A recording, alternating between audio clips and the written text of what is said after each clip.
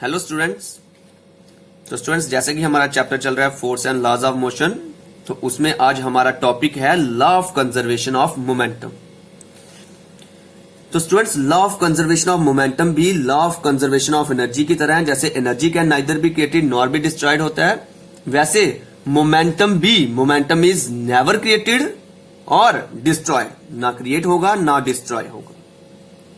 अब होता क्या स्टूडेंट्स, जैसे ये दो बॉडीज हैं, अगर ये दो बॉडीज आपस में एक दूसरे पे एक्ट करती हैं तो इनका जो टोटल मोमेंटम है वो कंजर्व्ड रहेगा।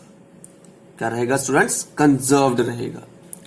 ये हो सकता है कि इस बॉडी जब ये दोनों बॉडी जब एक दूसरे पे एक्ट कर रही हैं, इस बॉडी का मोमेंटम जो है वो कम होता जाए, बट अगर इसका कम होता गया तो इसका ऑटोमेटिकली बढ़ता जाएगा और टोटल मोमेंटम जितना था वो कंजर्व्ड रहेगा, वो कम नहीं होगा।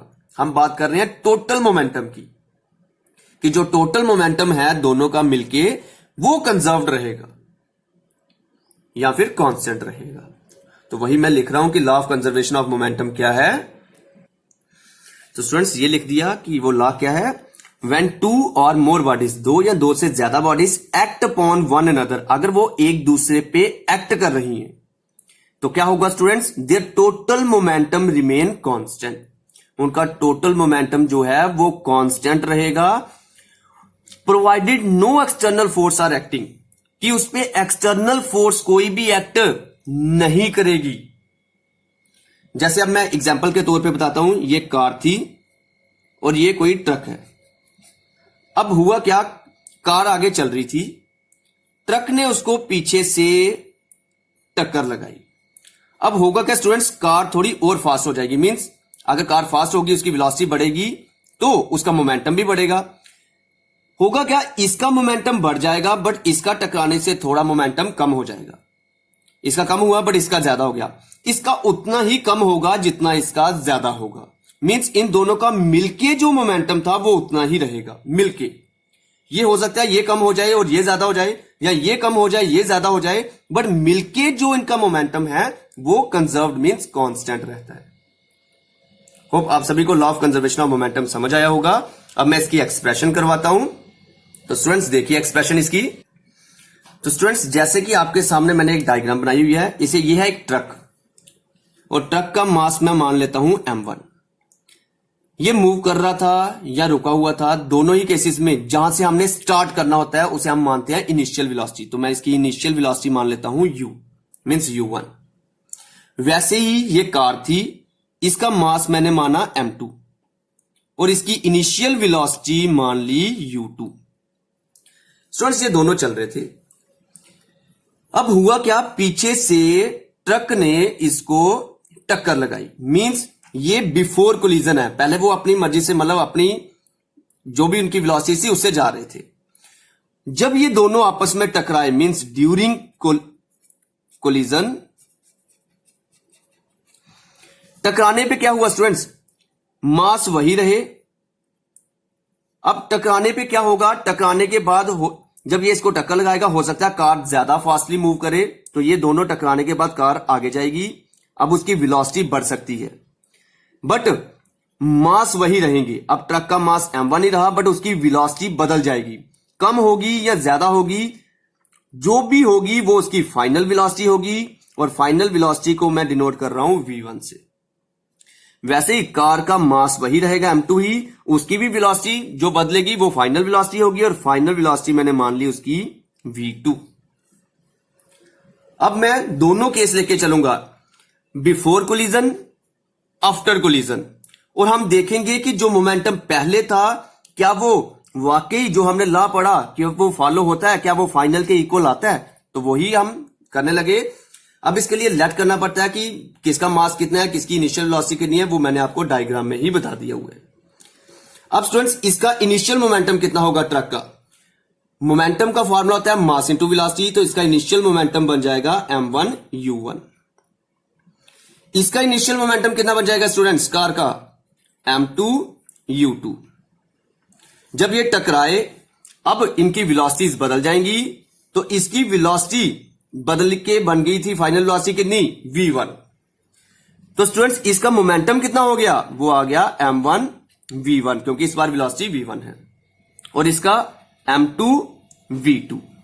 ये इनके मोमेंटम आ गए।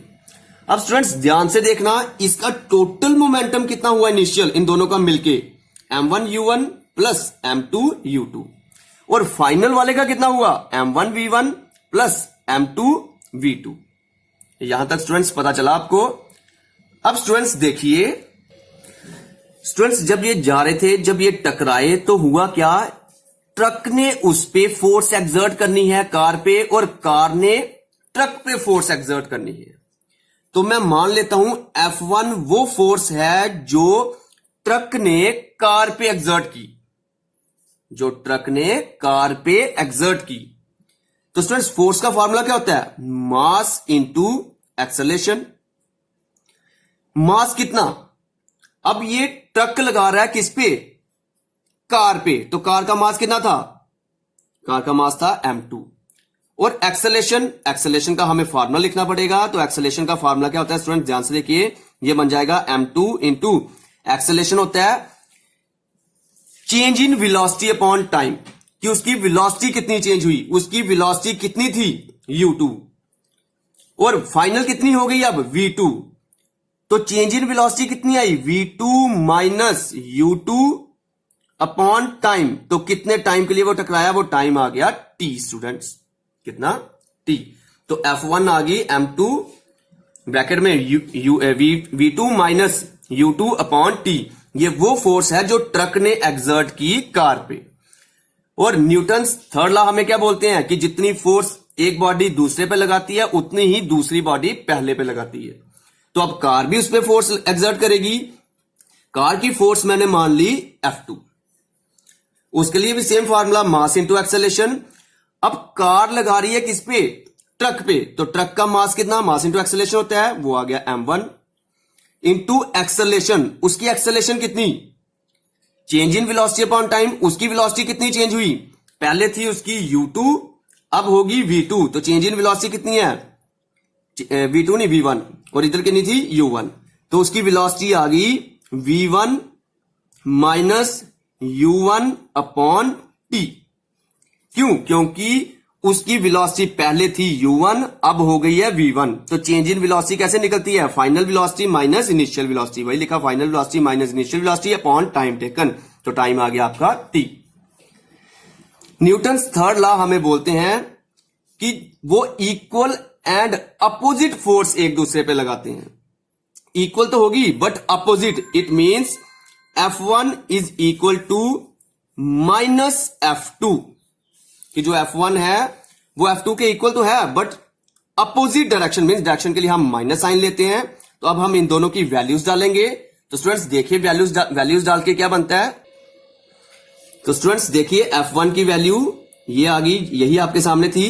M2 को इससे भी मल्टीप्लाई करना है, M2 को इससे भी मल्टीप्लाई करना है, तो आ जाएगी M2 V2 minus M2 U2 upon T। अब ये नेगेटिव साइन का नेगेटिव साइन, और F2 की वैल्यू अब इसको भी मल्टीप्लाई करना है, तो आ जाएगी M1 माइनस साइन वहीं पे रहने देता हूं, M1 V1 minus M1 U1 upon T।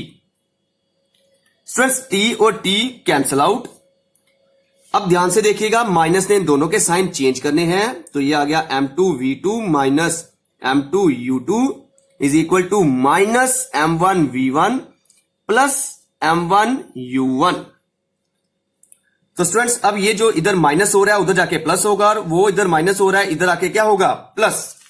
तो वही कर रहा हूं, ध्यान से देखिए, M2 V2 और ये इधर माइनस हो रहा था इधर आके प्लस होगा, plus M1 V1 is equal to ये वहीं पे रहा M1 U1, और ये इधर माइनस हो रहा था उधर जाके क्या होगा, प्लस। तो आ गया M2 U2। तो स्टूडेंट्स यहां से हमें पता चला कि क्या हुआ, कि जो टोटल मोमेंटम है वो कंजर्व्ड रहा। ये देखो, ये जो था ये आपका आफ्टर कोलिजन मोमेंटम है, means total momentum after collision, और ये जो है ये है आपका टोटल मोमेंटम बिफोर कोलिजन। ये मैंने आपको स्टार्टिंग में हिंट पे बता दिया था। ये देखो, initial momentum in total momentum before collision कितना था, m1u1 प्लस m2u2। देखो वही आया है, m1u1 प्लस m2u2। और फाइनल मोमेंटम कितना बना था, m1v1 प्लस m2v2। वही आया है m2v2 प्लस m1v1। तो स्टूडेंट्स यहां से हमें पता चला जितना मोमेंटम बिफोर कोलिजन होता है उतना ही मोमेंटम आफ्टर कोलिजन रहता है। होप आप सभी को law of conservation of momentum समझ आया होगा। अब हम अपनी नेक्स्ट वीडियो में न्यूमेरिकल्स करेंगे। Thank you.